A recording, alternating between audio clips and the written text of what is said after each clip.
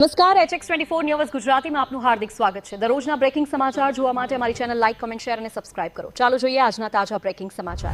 પાટડીનગરમાં ધારાસભ્યના હસ્તે સ્થાનિક સ્વરાજ્યની ચૂંટણી માટેનું તાલુકા મધ્યસ્થ કાર્યાલય ખુલ્લું મુકાયું। સ્થાનિક સ્વરાજ્યની ચૂંટણી માટે તમામ પક્ષ દ્વારા ચૂંટણી પ્રચાર શરૂ કરી દેવામાં આવ્યો છે।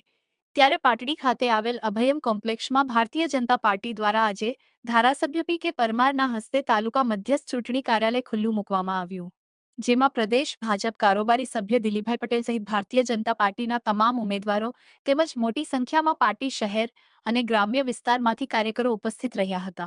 આ પ્રસંગે ધારાસભ્ય પી. પરમારે ભાજપના તમામ ઉમેદવારોનો વિજયી બનવાનો વિશ્વાસ વ્યક્ત કર્યો હતો અને જણાવ્યું કે પાટડીનગર અને તાલુકાના મતદારો ભાજપની વિકાસ યાત્રા સાથે જોડાયેલા છે। ભાજપના આગેવાનો અને કાર્યકરો માત્ર ચૂંટણી સમયે જ નહીં પરંતુ હર હંમેશ લોકોની વચ્ચે રહી લોકોના સુખ દુઃખમાં સાથે રહી કાર્ય કરી રહ્યા છે। તેથી જનતા જનાર્દનના આશીર્વાદથી ભાજપના તમામ ઉમેદવારોની જીત નિશ્ચિત છે।